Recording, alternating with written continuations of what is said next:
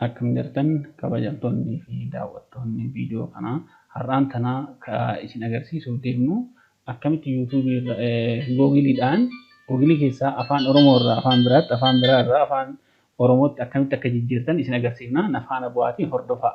Jalqaba irratti kompiitara keessan akka cufamee bantanii erga bantanii booda googilii biroozarii keessan biroozariin gosa adda addaatu jira.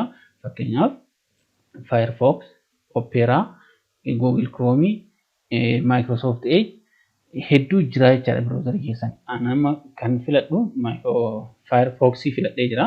Nafaana bu'aatii Firefoxidhaan deemaan ta'eef isin kafeetaniin deemuu dandeettanii irra bareedaan biroozariin bara 2022 Firefox daawunloodariis mataa isaa qabu waan ta'eef isaan fayyadamuu dandeettanii jechaadha.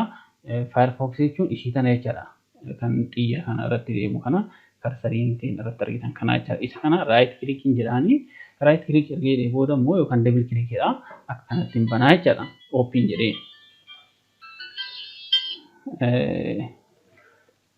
Amma asirratti Translate godhaaf Google Translate'dhaan deemna. Afaan Oromootiin jijjiiruu barbaanne Google Translate jedhu haala kana amma naa barraa'ee naa dhufee jiran akka tasaa kana enter jedhaati kiiboordii keessan irraa amma afaan naa fila akkanatti naa dhufaa jechaadha.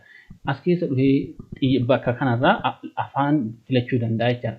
Afaan feetan filachuu ni dandeettanii afaan feetanirraa afaan gara barbaaddanii kun afaan addunyaa kanarraa afaan 100 wayii as keessaa jijjiirachuu dandeettanii jechaadha.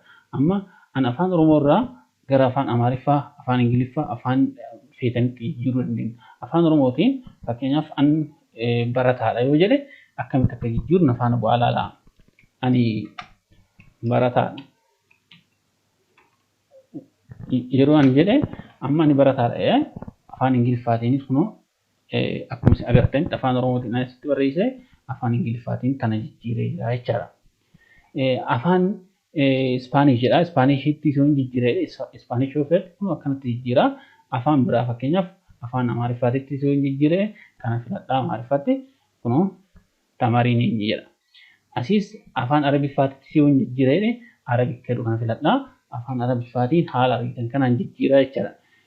Afaan Oromootiin afaan biraatitti afaan biraarraa immoo gara afaan Oromootti waan feetan jijjiiruu dandeettanii jechaadha. Amma afaan Oromoo irraa jijjiire fakkeenyaaf afaan Ingiliffaa irraa afaan Oromootitti yoon jijjiirees akkuma kanaa jechaadha. Bakka kana afaan Oromootti akka jijjiiru filadhaa. Kanaan Ingiliffa jijjiiree afaan Oromoo laangujii as keessaa Oromoo kadhu afaan Oromoo sun ta'e Oromoo kadhu filattani. Oromoo kadhu akka kanatti jira. Oromoo kadhu filadhee jechaadha. Ani barataadha. Ingiliffa afaan asii Ingiliffa irraa gara afaan Oromootitti jijjiira jechaadha.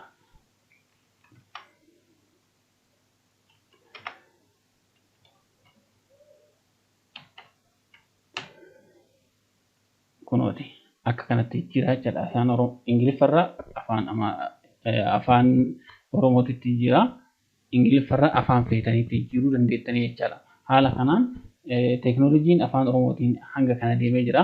Yeroo dhiyoottis immoo afaan Oromoo sagaleedhaan kan isin haasoftan barreessuu hiikuus isin fakkeenyaaf afaan Oromootiin yoo isin haasoftan afaan Ingiliffaatti, afaan Amaaraatti, afaan Arabiyaatti kan feetanitti isin jijjiiruu danda'a jechaadha. Kanaafuu isinis teekinooloojii wajjin deemtanii afaan keessan guddisuu, afaan addunyaatiinis ol baruu dandeettanii jechaadha.